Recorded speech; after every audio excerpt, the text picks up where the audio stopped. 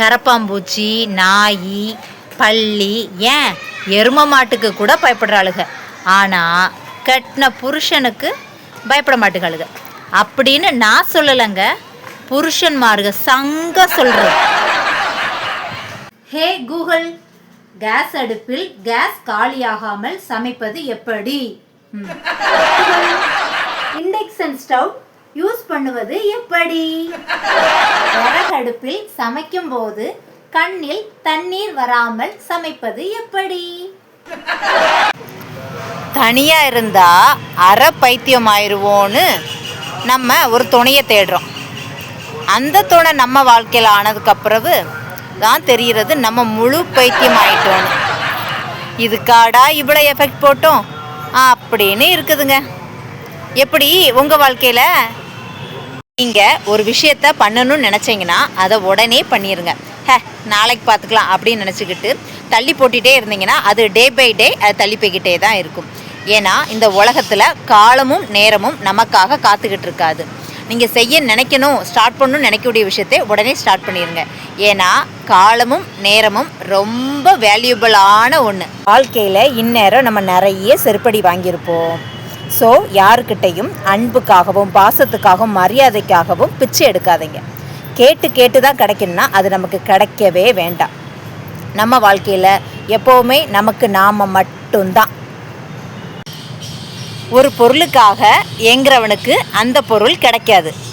ஆனால் அந்த பொருள் கிடைச்சவனுக்கு அந்த பொருளோட மதிப்பு தெரியாது.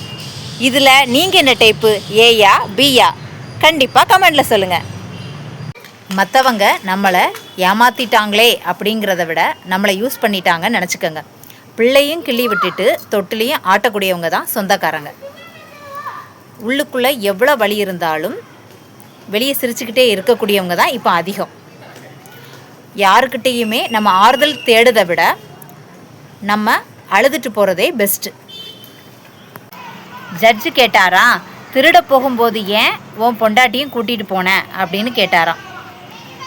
விற்கிற விலைவாசியில் 2 பேரும் வேலைக்கு போனாதான் குடும்பம் நடத்த முடியும் ஐயா அப்படின்னு சொல்கிறாங்க. கோவப்படுற மனைவி கிடைச்சாங்கன்னா அவங்களுக்கு கோயில் கட்டி கும்பிடுங்க. காரணம், அவங்களும் தப்பு பண்ண மாட்டாங்க, உங்களையும் தப்பு பண்ண விட மாட்டாங்க. கரெக்ட்னா கண்டிப்பாக கமெண்டில் சொல்லுங்கள். நடந்து முடிஞ்சதை நினச்சி வருத்தப்படவும் வேண்டாம், நடக்க போகிறத நினச்சி கவலைப்படவும் வேண்டாம். நமக்கு என்ன நடந்தாலும் அது நம்மளை ஸ்ட்ராங்காக்குறதுக்கு மட்டுமே அப்படின்னு நினச்சிக்கோங்க. நமக்கு என்ன விஷயம் நடந்தாலும் அதை நம்மளால் பண்ண முடியுமோ அப்படின்னு நினச்சி வருத்தப்படுவதை விட அதை எப்படி நம்ம ஃபேஸ் பண்ணலான்னு நம்மளை உறுதியாக்கிக்கோங்க. எதுவுமே ஒரு நாள் மாறும், கவலைப்படாதீங்க. எங்க எப்போ பார்த்தாலும் படிச்சுக்கிட்டே இருக்கீங்க. உங்கள்கிட்ட ஒரு கொஸ்டின் கேட்கட்டா? கேளுங்க. நீங்கள் கரெக்டாக சொல்வீங்க, நல்லா படிச்சிருக்கீங்க. கேளுக்கே நீங்கள் சொல்லுங்க பார்ப்போம். கேளு நான் சொல்கிறேன்.